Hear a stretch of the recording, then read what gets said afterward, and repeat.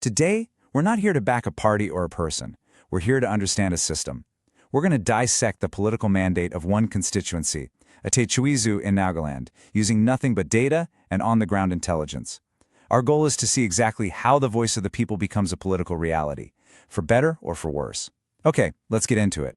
Way out in the hills of Nagaland, life is tied to the soil, to the rhythm of the seasons. This is Atechuizu. It's a place of really deep community bonds, where traditions hold strong. But it's also a place with a pretty remarkable political story. A story that's written not in some party office, but in the villages and fields where people live their lives, and where they cast their votes.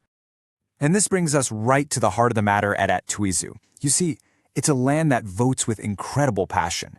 But this engagement, it's not a sign that everyone's happy. No, it's a demand for something much, much more. Just look at this number for a second.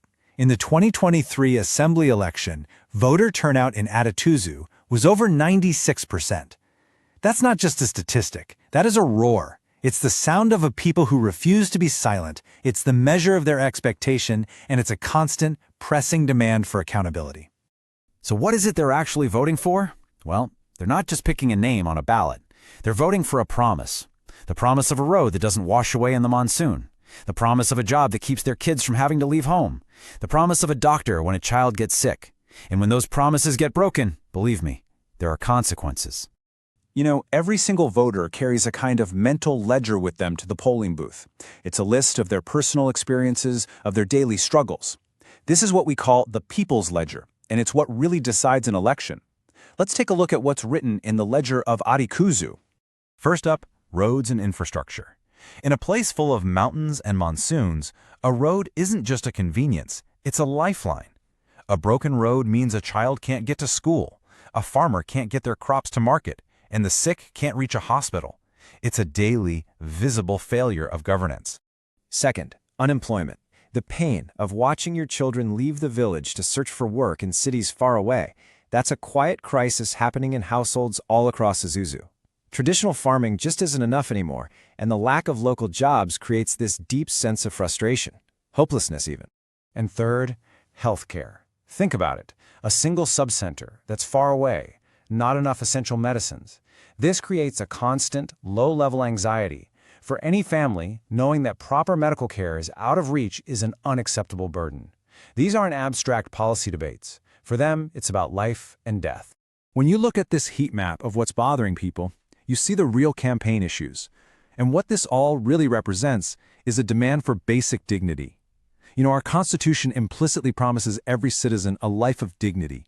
A broken road, a missing doctor, that's an insult to that fundamental value. These aren't requests, they're rightful claims. Okay, so let's shift gears a bit. We've looked at the people's ledger, what they're feeling. Now, how does all that translate into actual election results? The numbers, they tell a story of their own, and it's a story of a constituency living on a knife's edge. Looking at the results from the last two elections, the first thing that just jumps right out is how incredibly thin the margin of victory is. In 2018, the winner took it by just over 5%. By 2023, that winning margin had shrunk to just 602 votes, less than 4%. We're talking about a result decided by a handful of villages. This chart really shows you just how sensitive the electorate is. I mean, in a place with such a high turnout, these tiny margins show that the constituency is deeply divided. Every single vote counts. This is not a safe seat for anybody.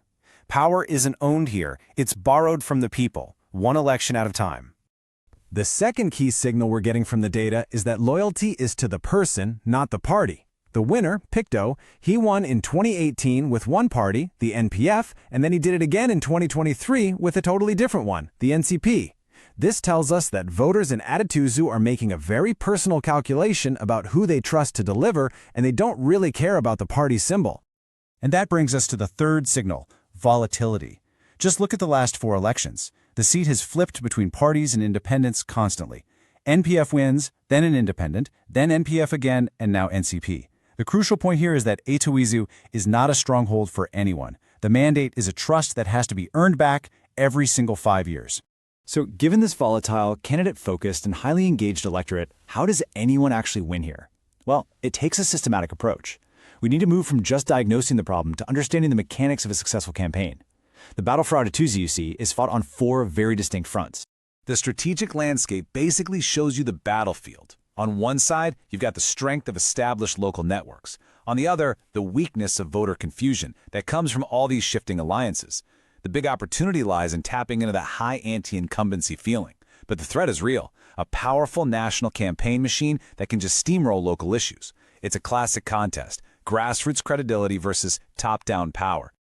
To navigate this complex battlefield, you need a disciplined 4-front approach. First, the electoral front, precision targeting based on solid data. Second, the organizational front, rebuilding that human machinery, village by village. Third, the narrative front, telling a simple, powerful story that connects with the people's ledger. And finally, the resource front, using the communication channels that people actually use. Victory here is never an accident. It is the result of a system. Of course, a political campaign is only a means to an end. The real goal is governance. So what kind of leadership are the people of Atatuzi actually asking for? Let's lay out the blueprint for earning and, more importantly, keeping their mandate.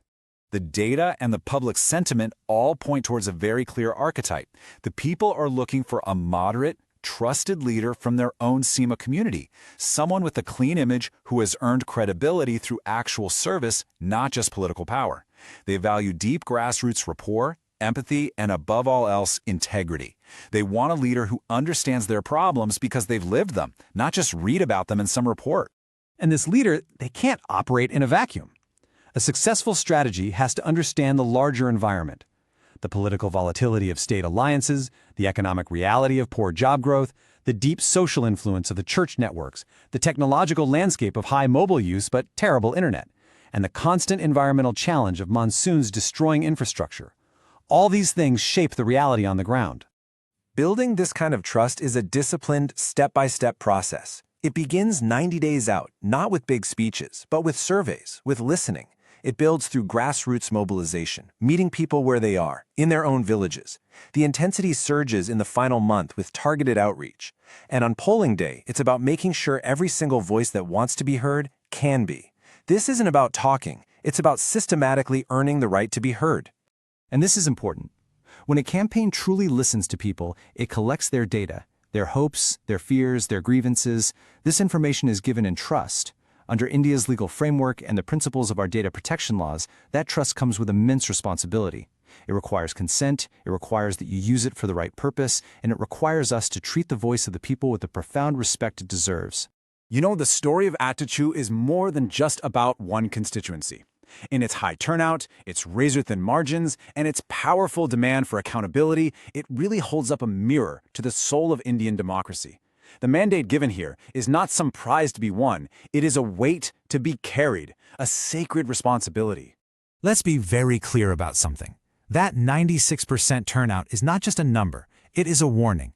It is a warning to anyone who holds power, that the people are watching, that they remember the promises made at the last election, and they remember exactly which ones were broken. It is a warning, yes, but it is also a vision of partnership, a vision of what is possible when leaders and citizens are truly in sync. The people of Atatuzi have spoken. They've spoken with their feet by walking to the polling booths in record numbers. They've spoken with their ballots, delivering a verdict on a knife's edge. And they have spoken from their ledger of grievances, demanding a life of dignity. So, when a people speak this clearly, the only question that's left is this: who has the courage to listen?